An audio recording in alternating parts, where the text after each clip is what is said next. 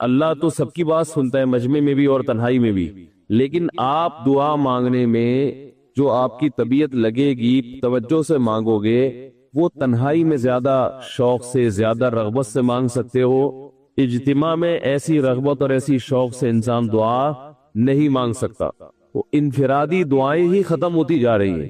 قرآن مجید میں اللہ تعالیٰ نے رمضان کی جو آیتیں ہیں ان آیتوں کے بعد ذکر کیا، وَإِذَا سَأَلَكَ عِبَادِي عَنِّي فَإِنِّي قَرِيب، اے نبی ان سے کہہ دیجئے کہ جب یہ مجھ سے میرے بارے میں پوچھیں تو آپ ان کو بتا دیں کہ میں بہت قریب ہوں تمہارے۔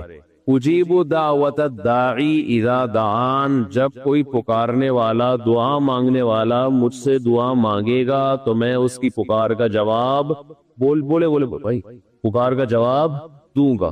پکار کا جواب دینے کا مطلب کیا ہوتا ہے؟ قبول کروں گا اس کی دعا۔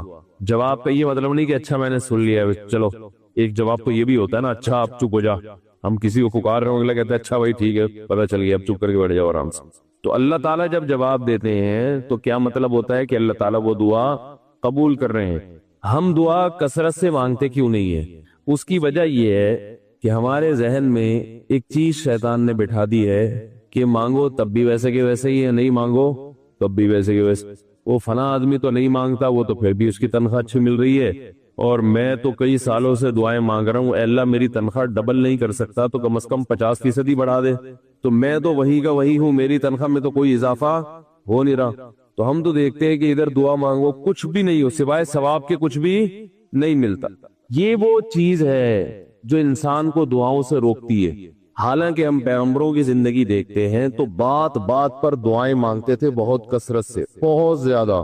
نوح علیہ السلام، اچھا اللہ نے ان کی دعاؤں کو قرآن میں ذکر بھی کیا ہے۔ مناجات مقبولہ ایک دعاؤں کی کتاب ہے۔ حضرت مولانا اشرف علی تھانوی رحمہ اللہ تعالی نے قرآن اور حدیث کی دعاؤں کو ایک چھوٹی سی کتاب میں جمع کر کے ایک ہفتے پہ ڈیوائیڈ کر دیا اس کو، کیا آپ روزانہ ان میں سے ایک حصہ پڑھیں گے تو پورا ہفتے میں وہ تقریباً تمام دعائیں کور ہو جائیں گی جو قرآن و سنت میں بیان کی گئی ہیں۔ وہ کتاب ضرور خریدیں، رکھیں اپنے پاس، مناجات مقبولہ کے نام سے۔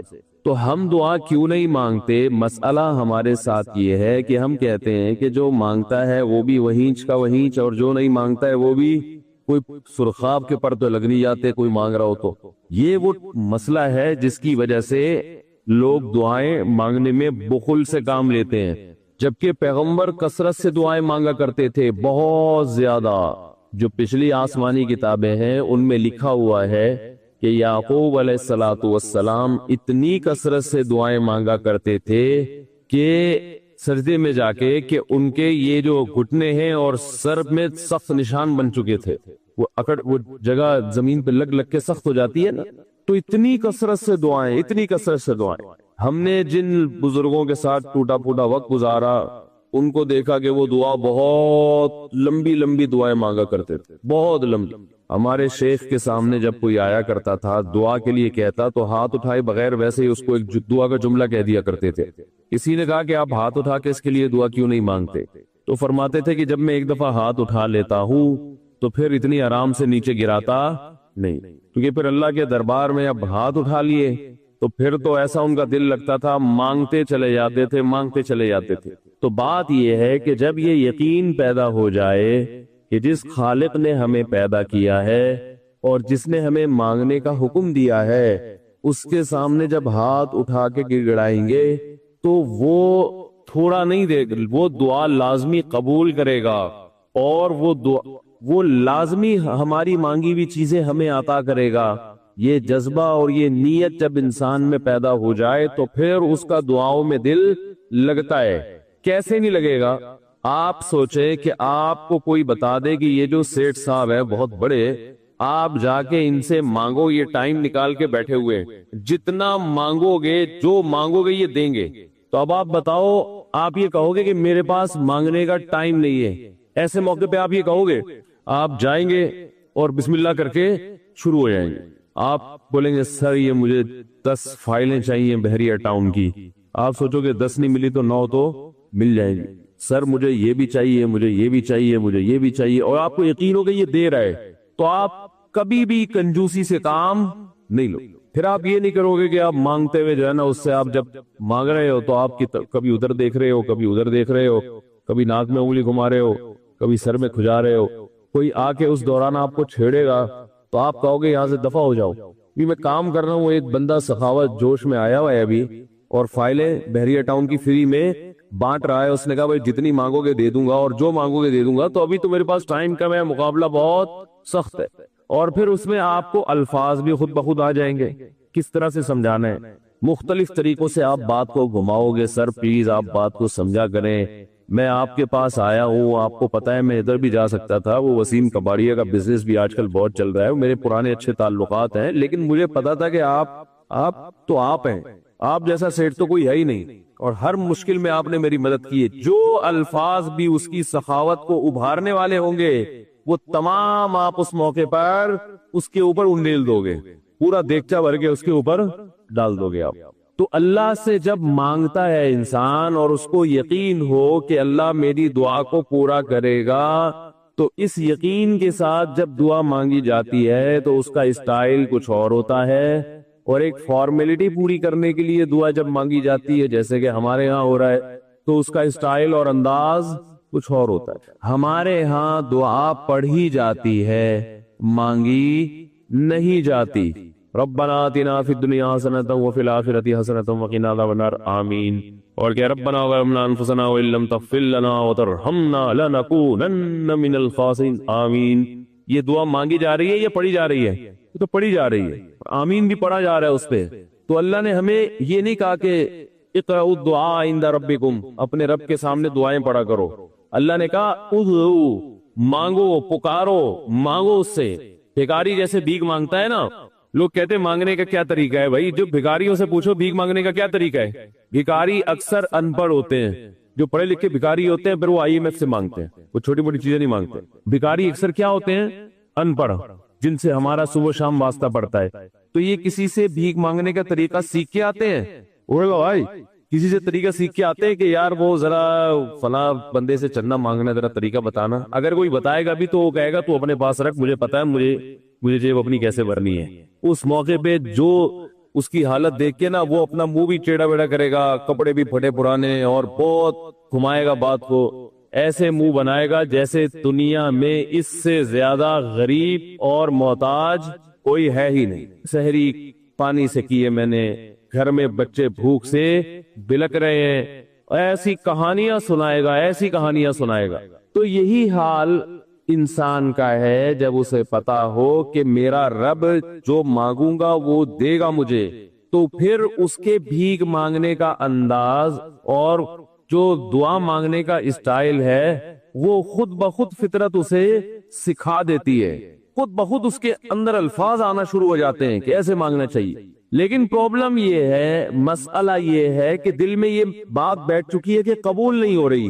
عجیب حدیث ہے، رسول اللہ صلی اللہ علیہ وسلم نے ارشاد فرمایا کہ اللہ بندے کی دعا قبول کرتے رہتے ہیں، وہ مانگتا رہتا ہے قبول ہوتی رہتی ہے، وہ مانگتا رہتا ہے قبول ہوتی رہتی ہے، یہاں تک کہ ایک وقت ایسا آتا ہے یہ بندہ یہ کہتا ہے کہ میں مانگ رہا ہوں قبول تو ہو نہیں رہی، تو جب یہ کہتا ہے تو اس وقت قبول کرنا بند کر دیتے ہیں اللہ تعالیٰ۔ اللہ کہتے ہیں کہ اگر تو یہ سمجھ رہا ہے کہ قبول نہیں ہو رہی تو اب نہیں ہوگی۔ اب عجیب بات ہے یا نہیں یہ حدیث؟ بھائی وہ بندہ کئی سال سے دعائیں مانگ رہا تھا اور پھر آخر میں آ کے کہتا ہے کہ قبول تو ہو نہیں رہی، تو ظاہر ہے کچھ نہیں ہو رہی ہوگی، تبھی تو کہہ رہے ہیں نا۔ اس کو ایسا لگ رہا ہوگا کہ قبول نہیں ہو رہی، بھائی اس کو یہ لگ رہا ہوگا کہ نہیں جو چیزیں مانگ رہا ہوں وہ تو مل نہیں رہی، تو تبھی تو وہ کہتا ہے کہ قبول نہیں ہو رہی۔ تو سوال پیدا ہوتا ہے پھر اللہ قبول کرنا بند کیوں کر دیتے ہیں؟ اللہ تعالیٰ جب دعائیں قبول کرتے ہیں تو اس کا انداز وہ نہیں ہوتا جیسے ایک عام انسان جب کسی کو بھیک دیتا ہے۔ ایک عام فقیر جب آپ کے پاس آئے گا، آپ سے بھیک مانگے گا، 100 روپے دے دو، 20 روپے دے دو، آپ اٹھا کے 100 نہیں تو 10-20 تو پکڑا دیتے ہیں اس کو، تو وہ یہ سمجھتا ہے کہ میری دعا کیا ہو گئی؟ قبول۔ لیکن اللہ تعالیٰ اس طرح دعا نہیں قبول کرتے۔ اگر اللہ اس طرح سے دعائیں قبول کرنا شروع کر دے تو پھر یہ معاملہ غیب کا نہیں رہے گا۔ ادھر آپ نے دعا مانگی، اے اللہ میرے کاروبار کو بڑھا دے، لیلۃ القدر میں رو کے دعا مانگی، اور صبح صادق کے وقت آپ کا فون آیا کہ آپ کا کنٹینر کسٹم والوں کے شر سے محفوظ ہو گیا ہے۔ समझ में पास हो गया वो, और आपकी चीज डबल कीमत पे बिक गई है। फिर आपने दुआ मांगी, अल्लाह तेरी रहमत इस वक्त जोश में आई हुई है, तो ऐसा कर मेरा बच्चा भी पास हो जाए, उसके नंबर अच्छे आ जाए। इधर फोन आया कि आपका बच्चा पहली पोजीशन से कामयाब हो गया। फिर आपने कहा आज अल्लाह की रहमत बहुत जोश में आई हुई है, ए अल्लाह मेरी बीवी भी ठीक हो जाए। तो बेगम साहिबा का फौरन फोन आ गया कि मैं ठीक हो गई हूँ, है भाई मैं ठीक हो गई। ए अल्लाह सास साहिबा बहुत दिनों से आके बैठी हुई है, जाने का नाम नहीं ले रही, फोन आ गया कि मैं चली गई हूँ। इस तरह से अगर दुआएं कबूल होना शुरू हो जाएं तो मेरे भाई फिर ये सारे काफिर, ये सारे लिबरल लोग जो अल्लाह को मानते ही नहीं है, ये दुनिया का हर काम छोड़ के मुसल्ला बिछा लेंगे और दुआओं को फोकस करना शुरू कर देंगे। दुआ कबूल होती है मगर उस शख्स की जो अल्लाह पर गैब पर ईमान रखता है, जिसे दुआ कबूल होती नजर नहीं आती मगर वो यकीन करता है कि दुआ कबूल हो रही है। सिर्फ उस शख्स की दुआ कबूल होती है, इसके अलावा किसी की कबूल नहीं होती। बहुत मुश्किल है भाई समझाना। दुआ सबकी कबूल होती है का मतलब पता है? सबकी मतलब उन सब की कि जो ये यकीन रखते हैं कि कबूल होती भी नजर नहीं आ रही फिर भी कबूल हो रही है, इन लोगों की कबूल होती है दुआ। हदीस से पता चलता है, और असल में दुआ मांगते ही यही लोग हैं। अब आप कहेंगे भाई नजर तो आ नहीं रही, जब मैं जो चीज मांग रहा हूँ वो मिल नहीं रही, तो क्या ऐसे कबूल का करना क्या है भाई? ये तो सिर्फ मशवरे मिल रहे हैं हमें कि फिर भी मांगते रहो। तो हमने वो एक फकीर था ना, एक सेठ साहब के पास आया, कहने लगा कि भाई जरा कुछ पैसे मिल जाएंगे, घर में जरूरत है। तो उसने कहा इतने हट्टे कट्टे होके भीख मांगते हो, शर्म नहीं आती? उसने कहा फिलहाल मैंने आपसे भीख मांगी है, मशवरा नहीं मांगा। जब मशवरा मांगू तो उस वक्त मशवरा दे देना कि भीख मांगना मेरे लिए मुनासिब है या नहीं है भाई। अभी मैं आपसे पैसे मांग रहा हूँ मशवरे के लिए, फिर कोई और टाइम इंशाल्लाह रख लेंगे, उसमें आपसे मशवरा लूंगा कि मेरे जैसे आदमी को भीख मांगना मुनासिब है या नहीं। तो आपके जहन में भी ये ख्याल आ रहा होगा कि हम अल्लाह से दुआ मांगते हैं और अल्लाह की तरफ से जो चीज जो हम मांग रहे हैं वो तो मिल नहीं रही, बल्कि अल्लाह की तरफ से मशवरे मिल रहे हैं कि मांगते रहो कबूल हो रही है, तो होती हुई तो नजर नहीं आ रही। क्या ख्याल है भाई? होती कबूल होती हुई नजर तो नहीं आ रही। तो याद रखे दुआ तो लाजमी कबूल होती है। अगर आपको कबूल होती हुई नजर नहीं, दुआ कबूल होने के अंदाज मुख्तलिफ हैं। अल्लाह ताला के जिस तरह से कबूल करते हैं ना, वो आम लोगों की तरह नहीं आपको चीजें पकड़ा देते, ये तो गैब से मामला खत्म हो जाएगा।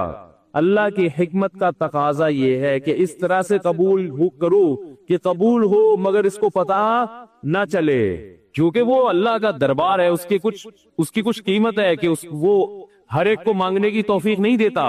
भाई आपने कभी देखा कि कोई सेठ ऐसी दुकान खोल के बैठ जाए कि आओ जो मांगो मैं दूंगा? ऐसे तो क्या होगा कि पूरा निजाम खराब हो जाएगा ना। फिर आप 10 फाइलें थोड़ी मांगेंगे, फिर तो आप कहेंगे पूरा बहरिया टाउन मेरे हवाले कर दो, फिर तो आप ये करेंगे ना। ये तो मैंने एक मिसाल दी थी, अमलन ऐसा नहीं होता। अमलन वही आगे बैठेगा और वही आपको पेशकश करेगा कि उसके कुछ उसूल और ज़ाब्ते होंगे, उन कवाइद पे आप पूरे उतरते होगे तो आपको वो घुसने देगा। अल्लाह के भी कुछ उसूल और ज़ाब्ते हैं, सारी दुआएं कबूल करेगा, जो मांगोगे सिर्फ उतना नहीं बल्कि बढ़ा के देगा। लेकिन उसूल ये है कि अल्लाह कहते हैं कि जब मैं दूंगा तो नजर नहीं आएगा, मगर यकीन रखना है कि क्या कर रहा हूं मैं, दे रहा हूं, फिर देता रहूंगा मैं। फिर बात वहीं आगे खड़ी हो जाती है कि ऐसे देने का क्या फायदा, के समझ में हमारी समझ में नहीं आ रहा कि पता नहीं कैसे दे रहा है अल्लाह ताला। तो याद रखें अल्लाह ताला के देने का अंदाज थोड़ा मुख्तलिफ है। वो क्या है? बाज मर्तबा जो चीज मांग रहे होते हैं अल्लाह वही चीज आपको दे देता है, और ऐसा भी होता है। हमेशा ऐसा तो नहीं हुआ होगा कि जो चीज मांगी और नहीं मिली हो। कई बार ऐसा हुआ है कि जो मांगा वो अल्लाह ने दे दिया, फौरन मसला हल हो गया। बाज दफा बल्कि इससे भी पहले का स्टेप, बसा औकात तो आप दुआ मांग ही नहीं रहे होते, आप उसको दुआ समझ रहे होते हो, लिहाजा उसमें वो जान होती नहीं है, तो कबूलियत का फिर सवाल ही पैदा नहीं होता। आप दुआ पढ़ रहे होते हो, मांग रहे नहीं होते। तो अल्लाह ने तो दुआएं कबूल करने का कहा है, दुआएं पढ़ने पर कहा हो, वादा किया हो, ऐसा हमारे इल्म में कोई हदीस नहीं है। देखें यूनुस अलैहिस्सलाम जब मछली के पेट में थे तो यूनुस अलैहिस्सलाम को अपनी खता का एहसास हुआ कि मैं अल्लाह की परमिशन के बगैर अपनी कौम को छोड़ के आ गया हूँ। उनको एहसास हो गया, तभी अल्लाह ने मुझे मछली के पेट में डाल दिया है। तो अब आपने मछली के पेट में जाके ये दुआ मांगी, ला इलाहा इल्ला अंता सुब्हानका इन्नी कुन्तु मिनज़ ज़ालिमीन। अल्लाह तेरे सिवा कोई इबादत के लायक नहीं है, सुब्हानका तू हर ऐब से पाक है, تو نے جو مجھے مچھلی کے پیٹ میں ڈال دیا تو یہ تیری غلطی نہیں ہے، تو تو ہر عیب سے پاک ہے۔ انی کنت من الظالمین، میں ہوں ظلم کرنے والا اپنی جان پہ، مجھ سے غلطی ہوئی ہے۔ اللہ تعالیٰ کو آپ کا یہ مانگنا اتنا پسند آیا کہ مچھلی کو حکم دیا کہ ان کو ساحل پر اگل دو، اور نہ صرف یہ کہ مچھلی نے آپ کو ساحل پہ ڈالا، وَأَنبَتْنَا عَلَيْهِ شَجَرَةً مِّن يَقْطِينٍ، یقطین کوئی درخت تھا وہ بھی اللہ نے اگا دیا دھوپ سے بچانے کے لیے۔ لیکن جب مصیبتوں میں ہم یہ کلمہ پڑھتے ہیں لا الہ الا انت سبحانک انی کنت من الظالمین، تو ہم یوسف علیہ السلام والے جذبے سے یہ کلمے میں جو الفاظ ہیں وہ مانگتے نہیں ہیں، بلکہ ہم یہ کلمہ پڑھتے ہیں۔ اب اس حدیث کو اگر آپ دیکھو گے تو اس سے تو صاف پتہ چلتا ہے کہ صرف توحید پر موت ہونا کافی ہے، اعمال کی ضرورت بولو بھائی نہیں ہے۔ لیکن جب علماء سے پوچھیں گے تو علماء بتائیں گے نہیں بھائی، اس سے ملتی جلتی دوسری حدیثیں بھی ہیں جس سے پتہ چلتا ہے کہ جو نماز نہیں پڑھتا اس کو یہ عذاب ہوگا، جو روزہ نہیں رکھتا اس کو یہ عذاب ہوگا۔ آپ کو پتہ ہے حضرت ابو ہریرہ رضی اللہ تعالی عنہ ایک مرتبہ وہ جا رہے تھے تو انہوں نے حضرت عمر رضی اللہ تعالی عنہ ان کو ملے، وہ حدیث سناتے جا رہے تھے سب کو، من قال لا الہ الا اللہ دخل الجنہ، جس نے کہا کہ اللہ کے سوا کوئی عبادت کے لائق نہیں وہ جنت میں داخل ہوگا۔ وہ حدیث سنا رہے ہیں سب، حضرت عمر ملے ان کو، حضرت عمر کو بھی انہوں نے حدیث، اور نبی صلی اللہ علیہ وسلم کا جوتا نعلین وہ بطور نال مبارک بطور دلیل کے بھی کہ میں نے نبی صلی اللہ علیہ وسلم سے یہ حدیث سنی ہے۔ حضرت عمر ملے نا، حضرت عمر رضی اللہ تعالیٰ عنہ کو بھی انہوں نے حدیث سنائی تو حضرت عمر نے ایسے دھکا دیا، فرماتے ہیں فخررت علی استی، میں کولوں کے بر زمین پہ گرا۔ حضرت عمر ایسے غضبناک ہوئے اور ان کو یہ حدیث سنانے سے منع کر دی۔ کیوں منع کیا؟ کہ لوگ اس پر اعتماد کر لیں گے، لوگ کہیں گے بھائی ہم نے تو سب نے لا الہ الا اللہ پڑھا ہوا ہے، ہم تو سیدھا کہاں جائیں گے؟ جنت میں۔ اس کا مفہوم نہیں سمجھیں گے کہ یہ تو کلمے کی ایک فضیلت بیان کی جا رہی ہے۔ میں صبح فجر کے بعد روزانہ ایک حدیث کی تعلیم کرتا ہوں، آج میں نے 2 حدیثیں چھوڑ دی ہیں۔ ریاض الصالحین کی میں تعلیم کرتا ہوں نا فجر کی نماز کے بعد اپنی مسجد میں، ریاض الصالحین سے آج میں نے جان کر 2 حدیثیں چھوڑی ہیں۔ کیوں چھوڑی ہے؟ میں نے کہا ان کا مفہوم بیان کرنے میں بہت ٹائم لگے گا، اور اگر تشریح نہیں کی تو لوگ حدیث کا مطلب غلط سمجھیں گے۔ اب میں سنا دیتا ہوں وہ حدیث آپ کو، کیونکہ میں تھوڑا اس کو ڈیفائن بھی کر سکتا ہوں۔ رسول اللہ صلی اللہ علیہ وسلم نے فرمایا کہ اگر تم لوگ سب گناہ چھوڑ دو، کوئی بھی گناہ نہ کرے، اللہ اس قوم کو ختم کر دے گا۔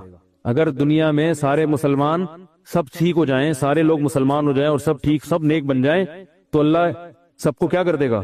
مار دے گا، اور ایسے لوگ پیدا کرے گا جو گناہ کریں اور پھر اللہ سے توبہ کریں۔ اب میں نے یہ حدیث نہیں سنائی آج، میں نے کہا اس سے گناہوں پر کیا ہوں گے، لوگ جری ہو جائیں گے، اب ایسے ہی گناہ کر رہے ہیں کہ اچھا اللہ کو گناہ اتنے پسند ہیں کہ نیک آدمی کو تو اللہ ویسے ہی مار دیں۔ بھائی اگر اللہ کو گناہ پسند ہوتے تو اللہ گناہگاروں کو جہنم میں ڈالتا ہے؟ وہی یہ اصل میں توبہ کی فضیلت پر ہے، یہ گناہ چھڑوانے کے لیے ہے، کیونکہ گناہ تو کوئی نہ کوئی کسی نہ کسی درجے میں کر ہی رہا ہوتا ہے نا، تو ان کو تسلی دی جا رہی ہے کہ بھائی توبہ اتنی بڑی نیکی ہے کہ اللہ کو اس زمین پر توبہ والی نیکی بھی چاہیے۔ سمجھ آ رہی ہے بات؟ تو اگر کسی سے گناہ ہو گیا تو مایوس نہ ہو، توبہ کر کے توبہ والی نیکی کا آپشن اس کے پاس ہے، اور یہ نیکی اللہ کو اتنی محبوب ہے کہ دنیا میں اگر یہ نیکی ختم ہو گئی توبہ والی نیکی تو اللہ کو ایسے لوگ پسند ہے ہی نہیں۔ اللہ تو چاہتے ہیں کہ گر رہا میرے سامنے تاکہ مجھے معاف کرنے میں مزہ بھی تو آئے نا۔ رحمت تو جب ہی ظاہر ہوگی جب تمہاری حرکتوں کی وجہ سے جہنم واجب ہو چکی تھی، مگر میں اپنی رحمت سے اس کو معاف کر دوں تو مزہ آتا ہے مجھے معاف کرنے میں۔ وہ معاف کرنے کا مزہ جب آئے گا، غلطی بھی تو ہو تم سے، غلطی نہیں ہو رہی، سارے نیک نیٹ کلین بولیں گے اللہ ہم تو اتنے اچھے تھے ہمیں تو ایسی جنت میں بھیج۔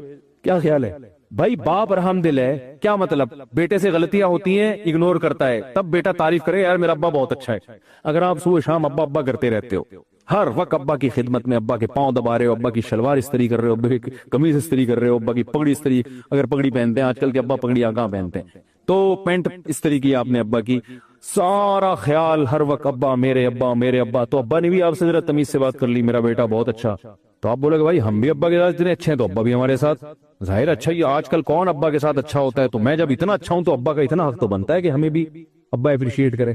لیکن آپ نالائق، اور باپ ہر جگہ آپ کے آگے آ کے کھڑا ہوتا ہے، کہہ رہے بھائی نالائق ہے لیکن ہے تو اپنا ہی نا۔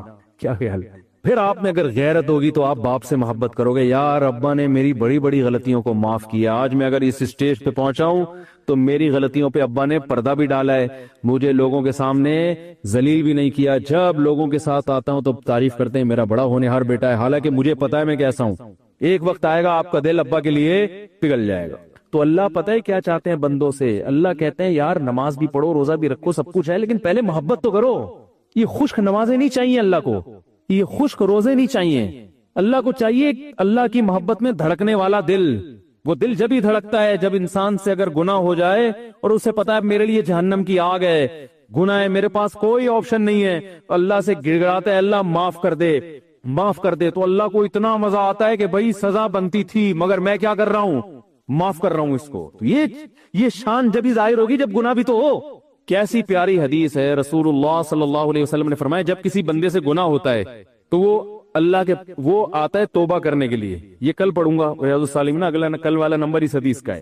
تو وہ جب آتا ہے اللہ کے سامنے توبہ کرتا ہے کہ اللہ مجھ سے گناہ ہو گیا، مجھے معاف کر دے، تو اللہ تعالیٰ فرشتوں سے کہتے ہیں دیکھو اے فرشتوں، اس بندے سے گناہ ہوا، بہت سوں سے گناہ ہوتے ہیں، اس سے بھی ہوا، بہت سے میرے پاس معافی مانگنے نہیں آئے، یہ آیا ہے۔ کیوں؟ اس لیے کہ اس کو پتا ہے ان لہ ربن، اس کا ایک رب ہے جو اس گناہ پر اس کو سزا بھی دے سکتا ہے اور اس گناہ کو معاف بھی کر سکتا ہے، اس کو پتا ہے۔ یہ اس جذبے سے آ جائے، ورنہ یہ بھی نہ آتا تو کیا ہو جاتا؟ کوئی سزا تھوڑی ملتی ہے فوراً، بھائی گناہ پہ فوراً شرابی بھی گھوم رہے ہیں، کوئی فوراً سزا ملتی ہے؟ چور بھی گھوم رہے ہیں، ڈاکو بھی گھوم رہے ہیں، قاتل بھی گھوم رہے ہیں، ماں باپ کے نافرمان، بلکہ زیادہ ترقی کر رہے ہوتے ہیں، آدمی وہ فضائل ہی سنا رہا ہوتا ہے بیٹھ کے، ایسے ہی ہے نا؟ کیا خیال ہے بھائی؟ جان بنتی ہے نا زیادہ کھانے پینے سے، تو بہت دفعہ تو حلال سے ہی بن جاتی ہے، لیکن اکثر اوقات بھائی آپ دیکھ لو جنہوں نے ماشاءاللہ اللہ بچائے حرام کا پیسہ جنہوں نے کھایا ان کی صحت ہی الگ الگ چہرے سے پتہ چل رہا ہوتا ہے ان کے۔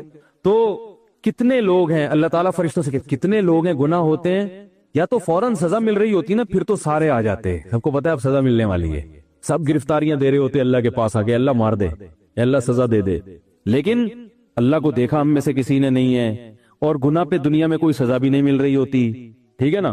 تو اللہ فرماتے ہیں اس کو پتا ہے کہ سزا میرا رب مجھے دے گا، وہ قدرت رکھتا ہے، اور اس سے بڑی بات یہ کہ معاف بھی وہی کر سکتا ہے۔ جرم اس کا کیا تو معافی بھی کس کے ہاتھ میں ہے؟ اس کے ہاتھ۔ لا ملجا ولا منجا منک الا الیک، حدیث میں دعا سکھائیے، اے اللہ تجھ سے بھاگنے کی جگہ بھی تیرے پاس ہی ہے۔ یعنی دیکھو کسی ڈاکو سے بچ کے بھاگو تو تھانے میں چلے جاؤ، علاقے کے ناظم کے پاس چلے جاؤ، لیکن اگر ڈاکو بہت طاقتور ہے تو آپ کو پتا ہے میں کہیں بھی بچ کے نہیں بھاگ سکتا، اب تو میرے لیے موت ہے۔ تو اللہ تعالیٰ تو اپنے بندوں پر مہربان ہے، لیکن اللہ تعالیٰ سزا بھی دیتا ہے۔ اس نے بتایا کہ میں نے قوم عاد قوم سمود کو تباہ کر دیا، فرعون کو دریا میں غرق کر دیا اور جہنم کی آگ بنائی اس نے، لیکن اللہ تعالیٰ جب دشمنی پہ آئے تو وہ ایسا ہے کہ اس سے آپ بھاگ نہیں سکتے، تو اب اسی کے پاس آگے آپ کو اسی کے پاؤں میں گرنا پڑے گا۔ ایک واقعہ ہم نے بعض بزرگوں سے سنا ہے، اس کی سند کی مجھے تحقیق نہیں ہے، لوگ کہتے ہیں سند کی تحقیق نہیں تو سنا کیوں رہے ہو؟ یہی بتانے کے لیے سنا رہے ہیں کہ جب سند کی تحقیق نہیں ہے تو یہ واقعہ اتنی اہمیت کا حامل نہیں ہے کہ اس کی تحقیق کی جائے۔ ہم اپنا ٹائم ان فضول چیزوں میں ضائع نہیں کرتے، یا کوئی فقہی مسئلہ ہو نا پھر تو ٹھیک ہے، یہ کہہ سکتے ہیں کہ جب سند کی تحقیق نہیں ہے تو یہ تو جھوٹا قصہ ہو گیا۔ جھوٹا اس لیے نہیں کہ بتا رہا ہوں کہ تحقیق نہیں ہے تو جھوٹا بھی ہو سکتا ہے، سمجھ آ رہی ہو بات؟ تو سب سوال پیدا ہوتا ہے جب یہ مستند نہیں ہے تو سنا کیوں رہے ہو؟ عبرت کے لیے، کیونکہ بعض فرضی واقعات بھی ہوتے ہیں لیکن ان کا مضمون درست ہوتا ہے، اس سے جو میسج جا رہا ہوتا ہے وہ میسج کیا ہوتا ہے؟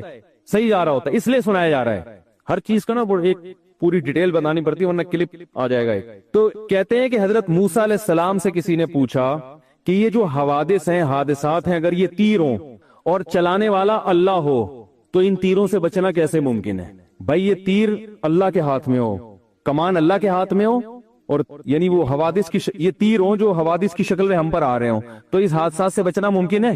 تو کہتے ہیں موسیٰ علیہ السلام نے کہا ایک ہی طریقہ ہے کہ جو جس کے ہاتھ میں کمان ہے اس سے دوستی کر لو۔ کیا خیال ہے بھائی؟ اس کے علاوہ آپ کے پاس کوئی آپشن نہیں ہے۔ جو محلے کا دادا ہوتا ہے نا، یا تو آپ اس سے بڑے دادا بن جاؤ۔ کیا خیال ہے؟ ایک دفعہ یہاں کوئی محلے کے بڑے دادا تھے، مجھے لوگوں نے کہا اس کے خلاف بیان کریں، میں نے کہا جب میں اس سے بڑا دادا بنوں گا تو اس کے خلاف بیان کروں گا، مجھے جب تک اس محلے میں رہنا ہے تو مجھے بلا وجہ دادا گیری کرنے کی ضرورت۔ لوگ کہتے ہیں نا حق بات آپ ممبر ڈنکے کی چوٹ پہ بیان کر دو، میں نہیں بیان کرتا بھائی حق بات ڈنکے کی چوٹ پہ، میں پہلے دیکھتا ہوں کہ لوگوں میں اس حق کو برداشت کرنے کا تحمل ہے، ایک بات، بلکہ اس سے پہلے دیکھتا ہوں کہ میں خود بھی اس حق کو برداشت کر سکتا ہوں کہ نہیں کر سکتا۔ یہ جو ڈنکے کی چوٹ پہ اکثر حق بیان کر رہے ہوتے ہیں نا، تو یہ اکثر لوگ یہ اس قسم کا حق بیان کر رہے ہوتے ہیں کہ ان کے پہلے سے کسی محلے کے دادا سے بڑے تعلقات ہوتے ہیں، جن کو انہوں نے بیان بتایا ہوتا ہے میں یہ بولنے والا ہوں، بچا لو گے؟ وہ کہ ہاں بچا لیں گے، تو بول دے۔ ہمیں تو کوئی ہے ہی نہیں اس طرح کا، ہم تو کسی سے تعلق رکھتے ہی نہیں ہے۔ ہاں کسی کے خوف سے غلط بیانی کرنا حرام ہے، یعنی آپ کسی محلے کے دادا کے ڈر سے غلط بات اس کے بارے میں بتا دو یا جھوٹی تعریفیں شروع کر دو یا لالچ میں آگے لوگوں کو غلط گائیڈ کرو، یہ حرام ہے۔ خاموشی کی شریعت نے اجازت دی ہے، غلط بیانی کی شریعت نے اجازت نہیں دی ہے۔ غلط بیانی نہیں کرتا، بسا اوقات میں خاموش ہو جاتا ہوں کہ بھائی اس ٹاپک پر بات مت کرو کیونکہ لوگوں میں برداشت نہیں کر پائیں گے یا غلط رخ پہ لے جائیں گے۔ تو یہ تو مصلحت ہے، یہ تو حکمت ہے، یہ تھوڑی کہ جہاں جاؤ جو چاہے جا کے بول دو۔ اب مجھے بتاؤ، ایک آدمی میں کو زنا کا خوف ہے، شہوت اس میں اتنی بھر گئی، اب وہ کہیں رشتہ لے کے جاتا ہے، لڑکی کے ابا سے کہتا ہے کہ میں نکاح کرنا چاہتا ہوں، انہیں کیوں کر رہے ہو؟ بھائی میں شہوت سے میرا دماغ خراب ہو گیا ہے اور مجھے زنا کے بڑے خطرات ہیں اور میں بڑا پریشان ہوں، تو میں اس لیے چاہ رہا ہوں کہ میں آپ کی بچی سے شادی کروں، اور وہ ہے بڑی خوبصورت، تو میرا خیال ہے کہ وہاں میں شادی کروں گا تو میرا دماغ جو ہے نا ادھر ادھر جانے سے بچ جائے گا، وہ دے گا رشتہ؟ دفع ہو یہاں سے۔ بات تو حق ہے اور شریعت میں جائز بھی ہے، لیکن یہ حق بیانی ہے، آپ بھی نہیں افورڈ کر سکتے، کوئی بھی نہیں افورڈ کر سکتا۔ بھائی یہ بات آپ کے دل میں ہے، اس کو رکھو، کچھ اور بات کرو اس کے سامنے۔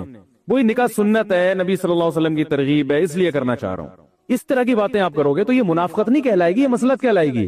ہر بات ہر جگہ کہنے کی نہیں ہوتی۔ ایک صاحب نے ایک شادی کی تو مجھے بتایا کہ میں نے نکاح کا پیغام بھیجا اور ان کو میں نے پہلے بتا دیا کہ میں 4 کروں گا، تو میں نے کہا واقعی آپ کریں گے؟ کہہ رہے میرا ارادہ تو نہیں ہے لیکن میں نے احتیاطاً بتا دیا، نہیں 4 نہیں سوری 2 کروں گا میں، تو 4 کی ایک دم دماغ ادھر چلا جاتا ہے ہمارا۔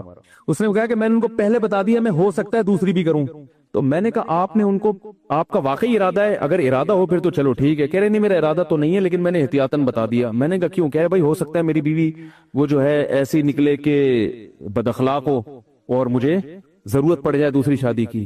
بھائی عورتیں بد اخلاق بھی نکلتی ہیں، کچھ ایسی ہوتی ہیں جو بانج ہوتی ہیں، اولاد نہیں ہو سکتا ہے شادی کے بعد بانج ہے۔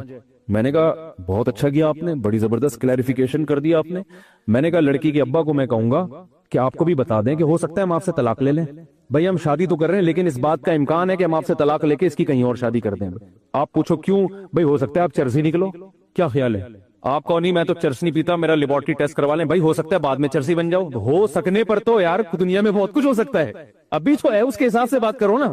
میں نے کہا آپ کا ارادہ ہے نہیں، خام خام وہ رشتہ توڑ دیا انہوں نے، وہ بالکل صحیح کیا لڑکی کے ابا نے، بہت اچھا کیا توڑ کے۔ میں نے کہا کوئی بھی ہوتا رشتہ توڑتا ہے بلا وجہ، ہو سکتا ہے ہو سکتا ہے۔ ایک صاحب تھے وہ پولیو کے خطروں کے بہت خلاف تھے، میرے دوست تھے کیا ہیں ابھی بھی، تو ان کا کہیں رشتہ، ان کو بیچاروں کو کہیں رشتہ نہیں مل رہا تھا تو مجھے سفارشی بنا کے لے گئے، کہیں کوئی لڑکی کا رشتہ آیا ان کے لیے تو مجھے سفارشی بنا کے لے گئے کہ آپ بھی چلیں، تھوڑا تھا آپ تھوڑے سے مشہور آدمی ہیں تو میری سفارش کر دیے گا تو چانس زیادہ ہے۔ میں نے کہا چل بھائی ٹھیک ہے لے چلتے ہیں۔ ہم چلے گئے وہاں تو وہ لڑکی کے والد بھائی وغیرہ آ کے بیٹھے، مجھے بڑی عزت دی انہوں نے۔ میں نے کہا ہمارے دوست ہیں نکاح کرنا چاہتے ہیں آپ کی بچی سے، اس سلسلے میں ہم حاضر ہوئے تھے۔ انہوں نے کہا ٹھیک ہے جی، بھی ایجوکیشن کیا ہے وغیرہ وغیرہ جو پوچھا جاتا ہے۔ اس دوران پھر وہ جب بات مکمل ہوئی تو وہ کہنے لگے دیکھیں میں جب نکاح کروں گا تو میں پہلے ایک بات بتا دوں کہ میں بچوں کو پولیو کے خطرے نہیں پلاؤں گا۔ ابے میں سر پکڑ کے بیٹھ گیا یوں کر، اب میں اس کو یوں اشارہ بھی نہیں کر رہا کہ میں یوں کروں گا تو وہ بولیں گے یہ آپس میں ان کا پہلے سے کوئی پری پلان ہے کہ میں یوں بولوں گا تو یوں بولنا۔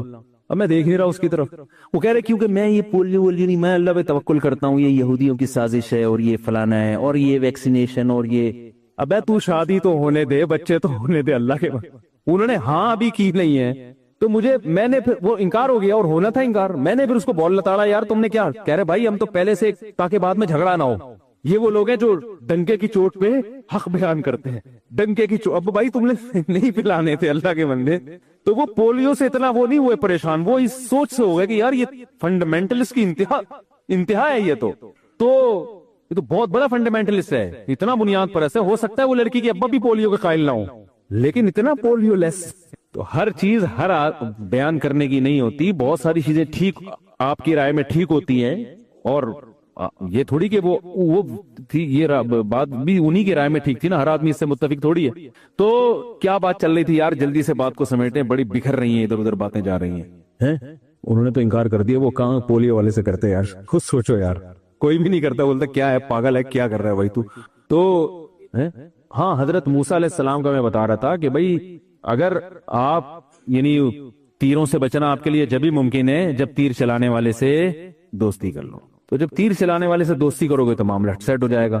تو اللہ کا معاملہ بھی ایسا ہے کہ حدیث میں آتا ہے جب کوئی گناہ کرتا ہے تو اب اس کے پاس آپشن کیا ہے؟ اللہ سے بچ کے جانا کس کے پاس ہے؟ اللہ ہی کو منانا ہے کہ اللہ تجھے ستایا تو اب تو ہی معاف کر سکتا ہے۔ تو اللہ کو یہ ادا اتنی پسند آتی، گناہ کرنا پسند نہیں آتا اللہ کو، غضب آتا ہے اس پہ، गुनाह से पलटना पसंद आता है। अब इस नियत से कोई गुनाह करे कि मैं पहले गुनाह करूंगा ताकि पलट के अल्लाह को राजी करूं, तो वो बेवकूफ है। भाई इसकी मिसाल उलमा ये देते हैं कि जब आपका जख्म भरता है तो वालिदैन खुश होते हैं ना, आप भी खुश होते हो, लेकिन आप इस नियत से जख्मी करो अपने आप को दोबारा कि पहली दफा जब मुझे जख्म हुआ था तो जब मैं ठीक हुआ था तो बड़ी खुशी हुई थी, अब मैं दोबारा अपने हाथ काटता हूं ताकि मैं ठीक हूं तो मुझे खुशी हो।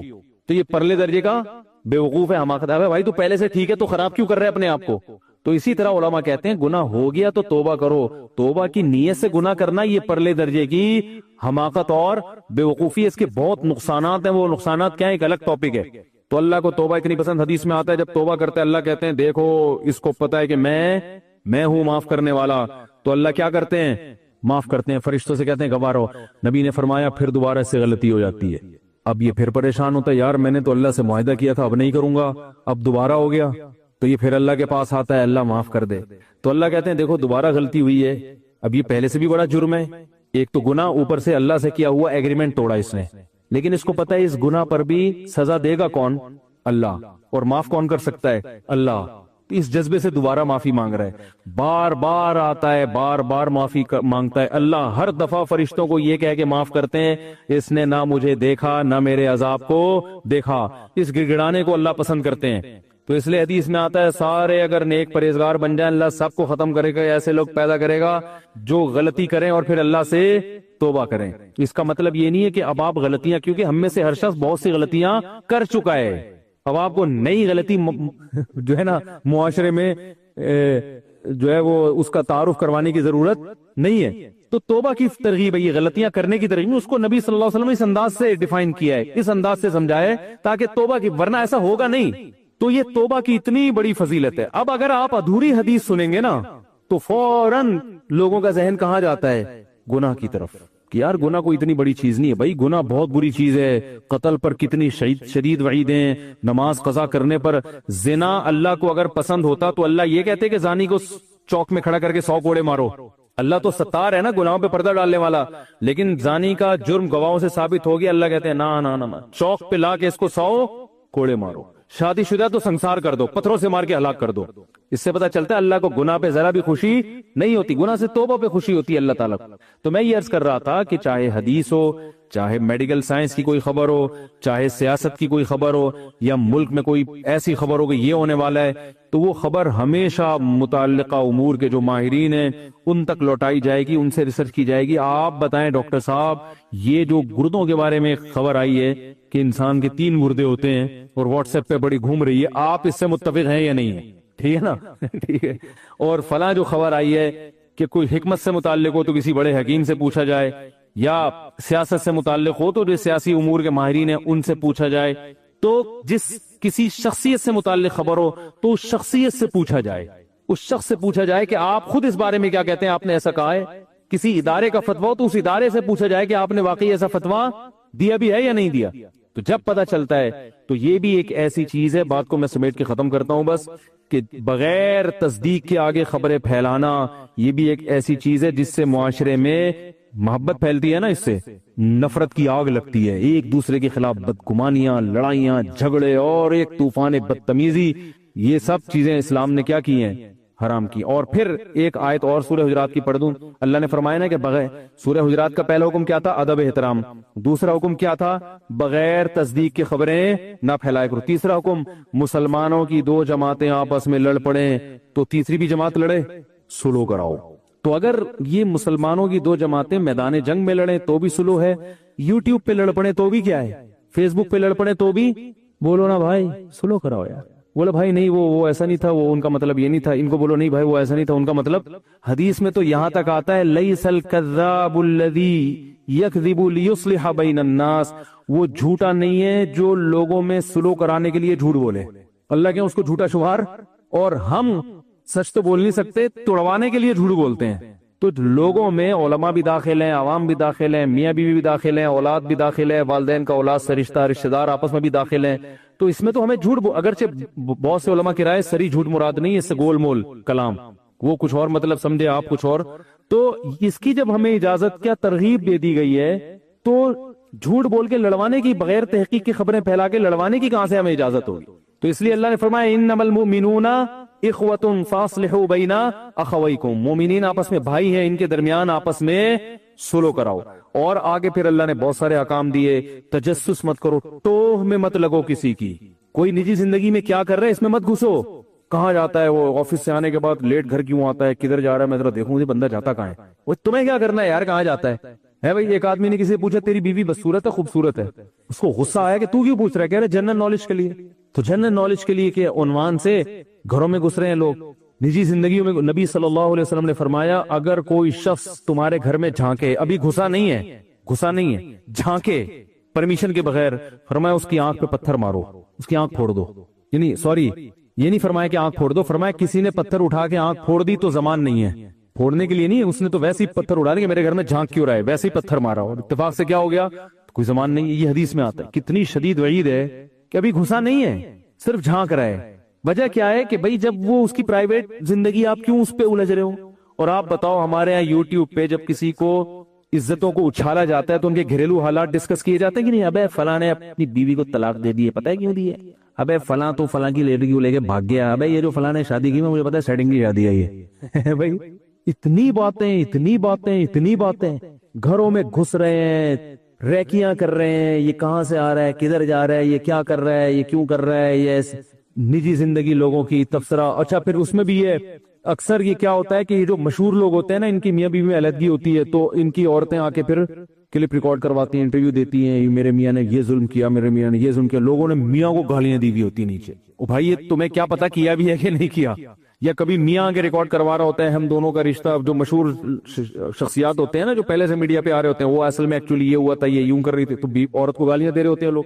چھوڑو مٹی ڈالو بھائی، او بھائی علیحدگی ہو گئی، میاں بیوی تو بھاڑ بجے، ہمیں کیا کرنا ہے.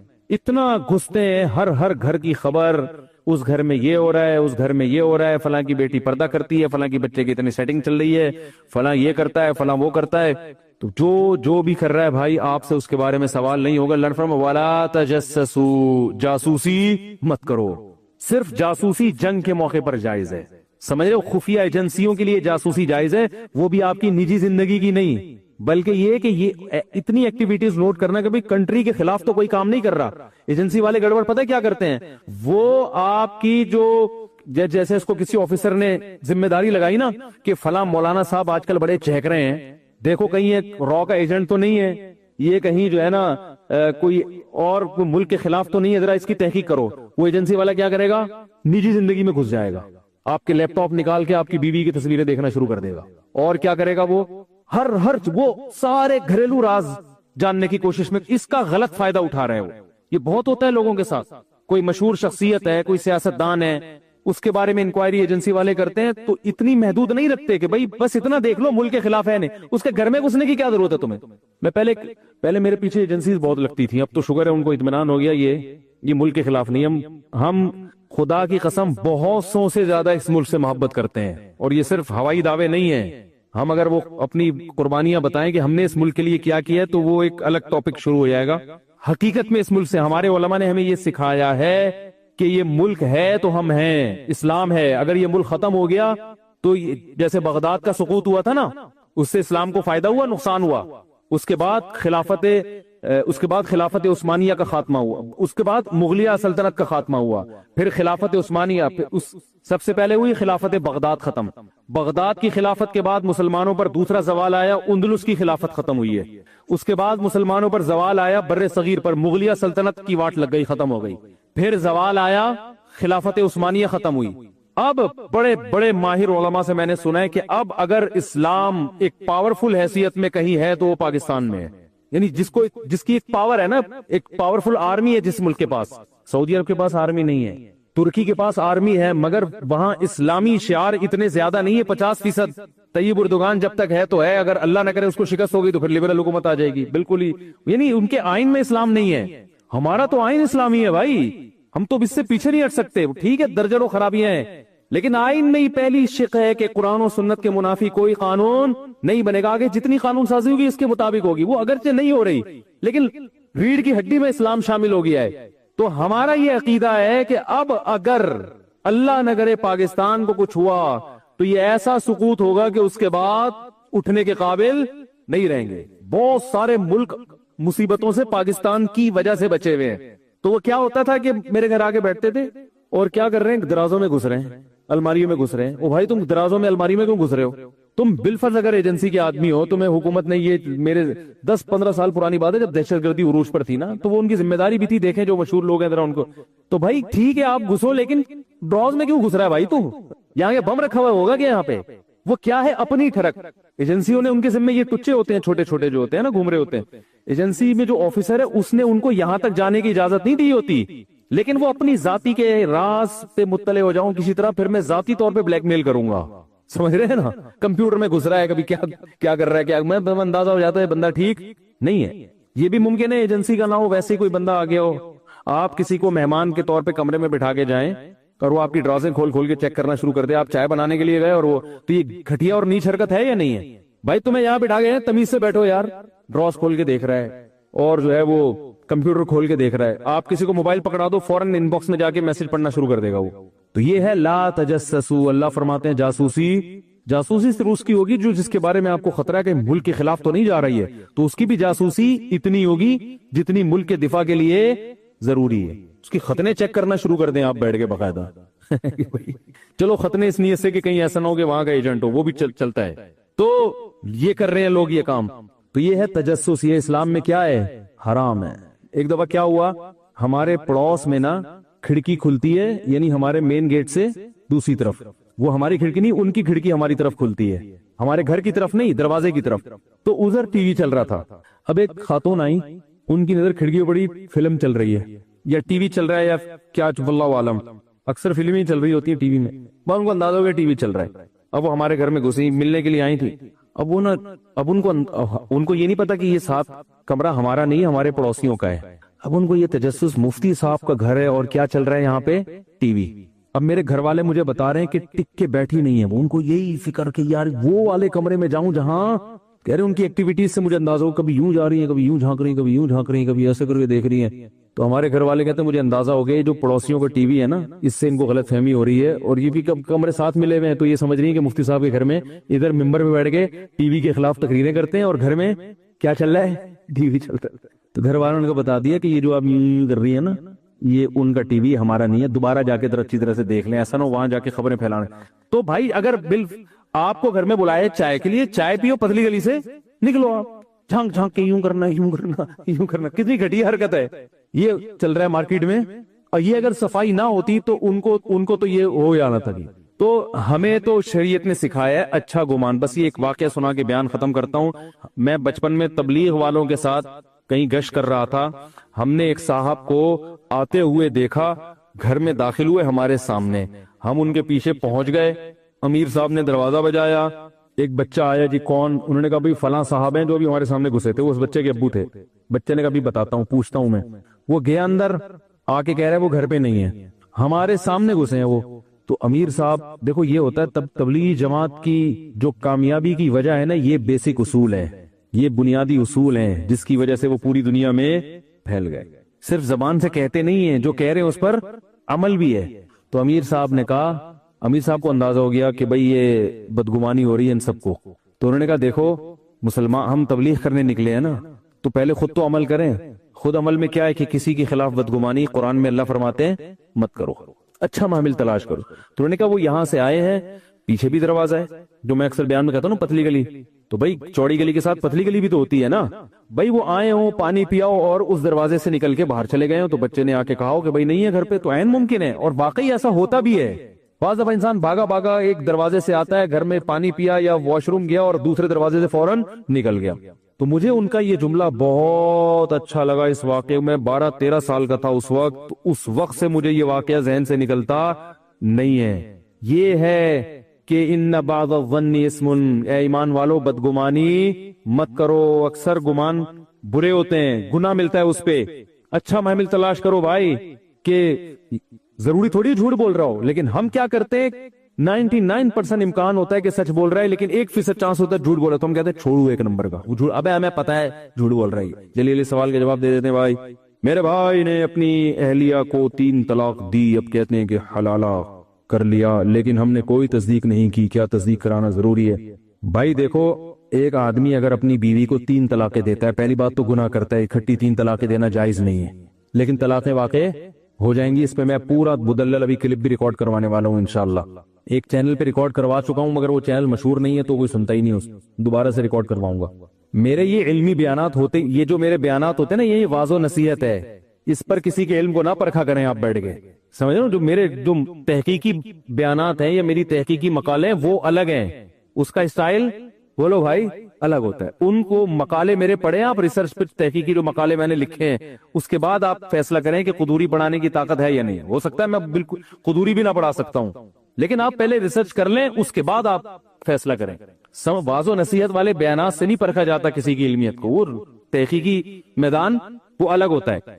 اچھا میرے بھائی, تو یاد رکھو جس نے بھی 3 طلاقیں دی بیوی کو, تو طلاقیں دے کے پہلی بات تو برا کام کیا, 3 جائز نہیں ہے. پھر عورت نے اگر حلالہ کیا ہے تو یہ پری پلان حلالہ تھا تو حرام ہے.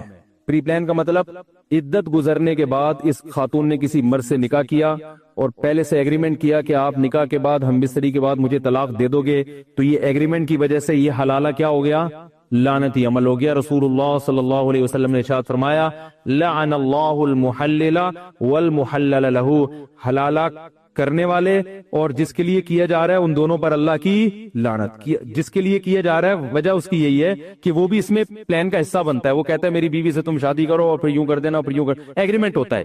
اگر ایگریمنٹ نہیں تھا, اچھا حلال پھر بھی ہو جائے گی, کیونکہ نبی نے اس کو بھی حلال کرنے والا ہی کہا ہے. جس حلالے پر لعنت کی ہے لعنت تو ہوگی, لیکن بیوی طلاق کے بعد پہلے شوہر کے لیے حلال بہرحال ہو جائے گی. یہ حدیث سے پتہ چلتا ہے, کیونکہ آپ نے فرمایا حلال کروانے, محلل کہتے ہیں حلال کروانا, حلالہ کروانا تو ہم نے بتایا نا, لعن اللہ المحلل, نبی نے فرمایا وہ شخص جو اس عورت کو پہلے شوہر کے لیے حلال کرے اس پر بھی لعنت, اور جس کے لیے حلال کیا ہے اس پر بھی. پتہ ہے حلال تو ہو گیا ہی نا, نہیں آئی بات میرا خیال ہے, لیکن غلط طریقے سے کیا ہے تو اس عمل پر لعنت ہوگی مگر حلال ہو جائے گی. ابھی اس عورت کے لیے دوسرے شوہر سے طلاق لینے کے بعد عدت کے بعد پہلے شوہر سے نکاح حلال ہو جائے گا. یہ تو حدیث سے پتہ چل رہا ہے, سمجھ میں آ رہی ہے بات. لیکن یہ عمل ایگریمنٹ کر کے کیا تو کیا ہو جائے گا, حرام, ناجائز, گناہ ملے گا اس پہ. اور اگر بغیر ایگریمنٹ کے کیا ہے تو کوئی گناہ نہیں ہے. لوگ ہر قسم کے حلالے کو لعنت کا عمل کہتے ہیں, یہ تو قرآن کے خلاف ہے. قرآن میں اللہ کا ارشاد ہے فَإِن طَلَّقَهَا, مرد اگر زوجہ کو تیسری طلاق دے دے, فَلَا تَحِلُّ لَهُ مِن بَعْدُ حَتَّى تَنكِحَ زَوْجًا غَيْرَهُ, تو یہ عورت اس تیسری طلاق کے بعد پہلے شوہر کے لیے حلال نہیں ہے جب تک کہ یہ کسی دوسرے مرد سے نکاح نہ کر لے. اور حدیث میں آتا ہے صرف نکاح نہیں بلکہ ہم بستری بھی ہو. آگے قرآن کہہ رہے فَإِن طَلَّقَهَا, اس کے بعد اگر چاہے وہ فوراً بعد ہو, 1 سال کے بعد ہو, 20 سال کے بعد ہو, قرآن نے ایسی کوئی شرط نہیں لگائی ہے. میں دوبارہ آیت پڑھ لوں, فَإِن طَلَّقَهَا, اگر شوہر نے تیسری طلاق دے دی, فلا تحل له من بعد, تو یہ عورت اس تیسری طلاق کے بعد شوہر کے لیے حلال نہیں ہے, حتی, یہاں تک کہ, یعنی کب حلال ہوگی اللہ وہ وجہ بیان کر رہے ہیں, تنکیھا زوجن غیرہ, پہلے شوہر کے علاوہ کسی اور سے نکاح کر لے. فَإِن, پس اگر اس نکاح کے بعد, اور حدیث میں آتا ہے صرف نکاح نہیں بلکہ ہم بستری بھی, اس ہم بستری اور نکاح کے بعد فَإِن طَلَّقَهَا, یہ دوسرا طلاق دے دے, اگلی رات کو دے دے, 1 گھنٹے بعد دے دے, آدھے گھنٹے بعد دے دے, 15 منٹ بعد طلاق دے دے, 10 منٹ بعد طلاق دے دے, 10 سال کے بعد طلاق دے دے, ایسی کوئی تفصیل قرآن نے بیان نہیں کی ہے. چاہے 10 منٹ کے بعد طلاق دے دے, ہم بستری کی, ہم بستری کرتے ہی طلاق دے دے. اللہ فرماتے ہیں فلا جناح علیہما ان یتراجعا, تو پرانے والے میاں اور اس پرانی بیوی جو ہے نا اس کی, ان دونوں کے لیے کوئی گناہ نہیں ہے اس میں ان یتراجعا, کہ یہ دوبارہ شادی کر لیں آپس میں. بات آ رہی ہے سمجھ میں؟ تو بھائی آپ غیرت اور کے جوش میں آ کے شریعت کو تبدیل کرنے کی کوشش نہ کریں. بہت سے لوگ کیا کرتے ہیں, وہ 3 طلاقوں کا جہاں مسئلہ ہے کہ وہ حلالہ تو لعنت ہے, حلالہ تو یہ ہے, تو حلالہ کروا دیا, حلالہ کر. تو بھائی جان, اگر یہ حلالہ لعنتی عمل ہوتا تو قرآن کیوں اس کو بیان کرتا؟ حدیث میں لعنت ہے, قرآن میں اس کی اجازت ہے, تو پتہ چلا حدیث والا حلالہ کچھ اور ہے, قرآن والا حلالہ کچھ اور ہے. پری پلان حلالہ ہے, وہ لعنت ہے. پلان یعنی پری پلان سے مراد ایگریمنٹ نہیں ہے. تو پھر اگر دوسرا شوہر ہم بستری کرنے کے فوراً بعد طلاق دے دے تو بھی عورت پہلے شوہر سے نکاح کر سکتی ہے. بات آ رہی ہے سمجھ میں؟ اچھا, یہ بھی جائز ہے کہ عورت نے پہلے سے ایگریمنٹ نہیں کیا, دوسرے شوہر ہیں جب بیوی سے ہم بستری کی, تو عورت کے لیے یہ بھی حلال ہے کہ فوراً طلاق مانگ بھی لے. اس کے ناجائز ہونے کی بھی قرآن و سنت میں کوئی دلیل نہیں ہے. طلاق عورت اگر بغیر کسی ریزن کے مانگے نا اپنے شوہر سے تو گناہ ہے. ایسی عورتوں کو منافقات میں شامل کیا گیا ہے جو جنت کی خوشبو بھی نہیں پائیں گی. لیکن اگر کسی ریزن کی وجہ سے مانگ رہی ہے تو اسلام میں یہ غلط بولو نا بھائی نہیں ہے. تو یہ بھی ایک ریزن ہے کہ میں اپنے پہلے شوہر کے پاس جانا چاہتی ہوں کیونکہ میرے اس سے بچے ہیں. تو یہ ریزن ہے بھائی میری یادیں اسی سے وابستہ ہیں. سوال پیدا جب اس سے تھی تو مجھے نکاح کیوں کیا؟ بھائی اس لیے کیا کہ اس سے اجازت نہیں ہے نکاح کرنے کی. آپ سے اجازت تھی تو آپ سے کر لیا. بات آ رہی ہے سمجھ میں؟ اور یہ سوچا تھا کہ اچھے لگے تو رہوں گی, نہیں لگے تو نہیں. مجھے نہیں اچھے لگ رہے, مجھے آپ کے منہ سے گٹکے کی بدبو آ رہی ہے. کوئی بھی وجہ ہو سکتی ہے. اب اگر آپ یہاں تجاوز کرتے ہیں نا کہ نہیں یہ طلاق لے کے شادی نہیں کر سکتی, یہ اب قرآن پر کیا ہے؟ آپ اپنی عقل لڑا کے قرآن کے حکام کو کیا کر رہے ہو؟ چینج کر رہے ہو. بات آ رہی ہے سمجھ میں؟ تو اسی وقت طلاق لے کے, ہاں دوسرے پر جبر نہیں ہے, وہ کہیں میں نہیں چھوڑوں گا. آپ نے طلاق مانگی, وہ کہیں میں نہیں طلاق دیتا, تو عورت کو زبردستی کرنا جائز نہیں ہے. ٹھیک ہے جب نہیں دیتے تو آپ ہی میرے مقدر میں میاں ہیں, شادی تو ہم نے کوئی ایگریمنٹ تو کیا نہیں تھا, مجبوراً گزارا کریں گے. مننے کے ابا آپ ہی بنو گے تو گزارا کریں اس کے ساتھ. اور اگر وہ چھوڑ دیتا ہے اس پر بھی کوئی گناہ نہیں ہے. اس لیے گناہ نہیں ہے, وہ یہ کہتا ہے یار یہ اگرچہ میری بیوی ہے میں نہ چھوڑوں تو, لیکن جب یہ نہیں رہنا چاہتی, اس کے دل میں میرے لیے وہ جذبات نہیں بن سکتے جو پہلے کے لیے ہیں, تو چھوڑ دینا بہتر ہے یا نہیں ہے؟ بھائی میں تو لوگوں کو ویسے ہی مشورہ دیتا ہوں جن کی بیویاں طلاق مانگ رہی ہیں, کوئی ریزن نہیں. میں کہتا ہوں یار طلاق اچھی چیز نہیں ہے, لیکن یہ بھی اچھی چیز نہیں ہے جو نہیں رہنا چاہتی زبردستی گھسیٹ کے رکھو اس کو اپنے پاس. یہ کوئی اچھا کام ہے؟ ابے کیا ہو گیا؟ او بھائی محبت کا رشتہ ہے, محبت سے رہو, ٹھیک ہے نہیں رہ سکتے تمیز سے الگ ہو جاؤ نا. تو طلاق نہیں دینی چاہیے, لیکن اگر بیوی نہیں رہنا چاہتی, بیوی کے لیے تو غلط ہے بلا وجہ مانگے, لیکن آپ کے لیے بہتر یہی ہے کہ جب نہیں رہنا چاہ رہی تو یار ایسی عورت سے کرو شادی جو غیرت مند ہو, آپ سے ٹوٹ کے محبت کرے. نبی نے کیا فرمایا؟ تزوج الودود الولود, ایسی عورت سے نکاح کرو جو محبت کرتی ہو. تو یہ جب طلاق مانگ رہی ہے اس کا مطلب آپ سے ہی محبت نہیں کرتی. تو اگر آپ افورڈ کر سکتے ہو طلاق دینے کے بعد کہ بھائی مجھے دوسری مل جائے گی, چھوڑ دو اس کو. اور اگر نہیں آپ کہو یار میں تو اس سے بھی جاؤں گا, ٹھیک ہے نا, مجھے ویسے ہی کوئی لفٹ نہیں کرائے گا معاشرے میں, پھر بے شک نہ چھوڑو. آپ بولو بھائی ٹھیک ہے تمہیں میں سمجھ میں نہیں آ رہا, لیکن مجھے تم ہی سمجھ میں آ رہی ہو, تمہارے علاوہ مجھے کوئی سمجھ میں. اختیار تو اللہ نے مرد کو دیا ہے نا, سمجھ رہے ہیں بھائی؟ میں نہیں رہ سکتا, مجھے تم سے اتنی محبت ہے, تمہیں اگرچہ نہیں ہے, لیکن اب تو تم نے اپنی مرضی سے قبول ہے نا ہمیں, تو اب ہم تو تمہیں پہلے سے بھی زیادہ محبت ہو گئی, ہم نہیں چھوڑیں گے, جاؤ. تو بعض دفعہ مرد ایسا ہوتا ہے, ایک صحابی نبی کے پاس ہے, انہوں نے اپنی زوجہ کے بارے میں بتایا کہ کچھ ایسی حرکتیں بتائیں ان کی جو نازیبہ ہوتی ہیں, تو آپ صلی اللہ علیہ وسلم فرمایا ان کو طلاق دے دو. تو آپ نے حدیث کا مفہوم بیان کر رہا ہوں, آپ ان صحابی نے عرض کیا یا رسول اللہ میں بہت زیادہ محبت کرتا ہوں. آپ نے فرمایا ٹھیک ہے پھر مت دو. مطلب یہ کہ وہ عورت ایسی ہے کہ وہ رکھنے کے قابل نہیں ہے, لیکن اب تمہیں عشق کی حد تک محبت ہو گئی ہے, تو ایسا نہ ہو کیونکہ برائی میں نہ پڑ جاؤ کسی نا. ایسی عورت کو چھوڑو گے تو اب تمہیں اس ڈیزائن کی دوسری ملے گی نہیں, وہ زیادہ خوبصورت تھی یا کیا مسئلہ تھا اس میں, تو پھر تمہیں وہی. ایک صاحب کی بیوی بد اخلاق تھی مگر خوبصورت بہت تھی, تو انہوں نے اپنی بیوی کو طلاق دے دی. اب ان کو اچھے اخلاق والی مل گئی مگر اس کی شکل بیچاری کی بقول ان کے, آپ کوئی بھی نہیں جانتا نہیں ہے میں کس کی بات کر رہا ہوں, اس لیے کوئی غیبت نہیں ہے, کسی کا راز فاش نہیں کر رہا. تو وہ میرے پاس آئے, کہنے لگے یار وہ پرانی بہت یاد آ رہی ہے. میں نے کہا کہہ رہے یار وہ ٹھیک ہے بد اخلاق تھی لیکن شکل اچھی تھی. کہہ رہے یہ اخلاق کی بہت, لیکن کہہ رہے شکل بالکل بھی اچھی نہیں ہے. تو میں نے کہا اب اس کو بھی گزارا کر لو. اب ان کے ماشاءاللہ گزارا ہو رہا ہے, بچے بھی ہو گئے ان کے. میں نے کہا ورنہ جب اگلی ملے گی نا تو نہ اخلاق کی اچھی ہوگی اور نہ شکل کی ہوگی, پھر بولو گے دوسری اخلاق کی تو اچھی تھی نا. تو شکر کرو جو بھی اللہ نے جس کو جو پیس دے دیا, اللہ کا شکر ادا کرو. جو ملا صبر کرو, شکر کرو. دنیا میں سارے مزے دنیا میں نہیں ہوتے, پازیٹیو چیزوں کو دیکھو, نیگیٹو کو اگنور کرو. تو اب اللہ نے قرآن میں کیا کہا کہ اب اگر شادی کے بعد دوسرا میاں طلاق دے دے, فوراً دے دے, اگلے دن دے دے, 10 سال کے بعد دے دے, وہ اس کا ہیڈیک ہے, وہ ان کا آپس کا مسئلہ ہے. بلکہ علماء نے یہاں تک لکھا ہے کہ اگر دوسرا شوہر اس نیت سے طلاق دے دے کہ یہ پہلی شوہر کے ساتھ شادی کرنا چاہتی ہے, اس کے اس سے بچے ہیں, اس کے جذبات اور فیلنگ اسی کے ساتھ ہیں, میرے ساتھ یہ نباہ نہیں کرنا چاہتی, تو اس طلاق پہ اس کو ثواب ملے گا. مقصد تو راحت. طلاق اس لیے بری چیز ہے کہ اس سے نقصان ہوتا ہے نا, یہاں طلاق کا نقصان کے بجائے کیا ہو رہا ہے, فائدہ ہو رہا ہے. اور دوسری بات جو حلالے کا مقصد تھا وہ بھی حاصل ہو گیا. مقصد یہ تھا کہ جب مرد نے 3 طلاقیں دی تھیں تو طلاق میں یا تو عورت قصوروار ہوگی یا کون قصوروار ہوگا, آدمی. یہی مسئلہ ہے نا.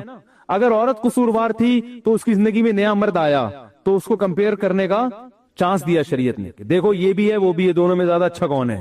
اب سوچ سمجھ کے جانا, جو جھگڑے ہو رہے تھے, اگر اس کا پرانا میاں غلط تھا تو کبھی بھی پرانے کے پاس نہیں جائے گی. وہ سمجھ میں آ رہی ہے بات؟ وہ کہے گی اللہ نے میری جان چھڑا دی, میری زندگی میں ایک نیا مرد آ گیا, ایک اچھا آدمی مل گیا, میں اب آپ ہی کے ساتھ زندگی گزاروں گی, مجھے وہاں جانے کا کیا شوق ہے. دوبارہ اس کے پاس جانا چاہتی ہے, اس کا مطلب فالٹ کس میں تھا؟ این ممکن ہے آپ میں فالٹ ہو. اب آپ کو اندازہ ہو گیا کہ جو ہے نا مرد کیسے ہوتے ہیں. اور مرد کی اگر غلطی تھی تو جب وہ دھکے کھائے گا نا اس بیوی کو یاد کر کر کے روئے گا تو اسے اندازہ ہوگا یار اس میں فالٹ تھے، مگر اب جو میں رشتے تلاش کر رہا ہوں اس سے بھی زیادہ فالٹ والے مل رہے ہیں. اور یار کم از کم بچوں کو تو پال رہی تھی نا، اب تو بچے بھی گئے. چلو کھانا نہیں بناتی تھی، خدمت نہیں کرتی تھی، تمیز سے بات تو کرتی تھی. وہ یادیں جب علیحدگی ہوتی ہے نا، یادیں تو پھر آتی ہیں. کہہ گا یار یہ تو کسی اور کے نکاح میں چلی گئی یار، یہ تو بالکل اختیارات ختم ہو گئے. وہ 100 دفعہ سوچے گا.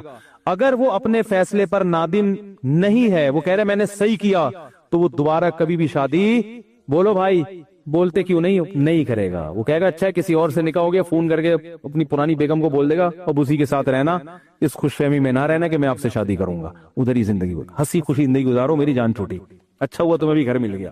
سمجھ رہے ہیں؟ لیکن اگر وہ طلاق کے بعد دوبارہ نکاح کر رہا ہے، اس کا مطلب وہ یہ مان رہا ہے کہ غلطی طلاق دینے میں کس کی تھی؟ میری تھی. تو قرآن کہہ رہا ہے کہ فلا جناح علیہما ان یتراجعا ان ظنا یقیما حدود اللہ. دونوں آپس میں شادی کر سکتے ہیں اگر ان کا خیال ہو کہ اب یہ جھگڑے نہیں ہوں. اس کو بھی سزا مل گئی اور آپ کو بھی سزا مل گئی. ایک آخری بات بتا کے بیان ختم کرتا ہوں. بیان تو میرا ختم پہلے ہی ہو چکا ہے، جو جانا چاہیں وہ جا سکتے ہیں. تو یہ گریبی چل رہی ہے، بیان ختم ہو چکا تھا. جب مسائل شروع کر دوں نا میں تو اس کا مطلب بیان ختم ہو چکا ہے، جو جانا چاہیں وہ جا سکتے ہیں. تو لوگ اس کو غیرت کے خلاف سمجھتے ہیں، یہ ایک اہم بات ہے. لوگ کہتے ہیں غیرت کے خلاف ہے کہ 3 طلاقیں دی، ایک آدمی کی بیوی کسی دوسرے مرد کے پاس جائے پھر وہاں سے گھوم کے واپس ہے، غیرت کے خلاف ہے. یہ غیرت کے خلاف اس لیے نہیں ہے کہ جب آپ نے 3 طلاقیں دے دی، عدت بھی پوری ہو گئی، تو وہ اب آپ کی بیوی ہے نہیں. وہ جہاں چاہے جس سے چاہے شادی، کسی کی طلاق یافتہ سے شادی کرنا غیرت کے خلاف نہیں ہے. آپ کا اس سے کوئی ریلیشن نہیں رہا، وہ جہاں چاہے شادی کرے. اب اگر وہ دوسرے مرد سے طلاق لیتی ہے تو یہ بھی غیرت کے خلاف نہیں ہے. عورتیں طلاق لیتی ہیں مختلف بیسس پر، تو غیرت کے خلاف ہے. کسی بھی بیس پہ طلاق لیتی ہے، کوئی بیس معقول ہو. پھر جب طلاق لینے کے بعد عدت بھی پوری کر لے تو جیسے اس کا کسی اور مرد سے نکاح کرنا غیرت کے خلاف نہیں ہے، اپنے پرانے میاں سے نکاح کرنا بھی غیرت کے خلاف نہیں ہے. تو کون سا اسٹیپ ہے جو آپ کو لگتا ہے یہاں سے غیرت کے خلاف کام شروع ہو رہا ہے؟ تو اس لیے جو جائز حلال ہے وہ غیرت کے خلاف نہیں ہے. سمجھ میں آئی بات کہ نہیں آئی؟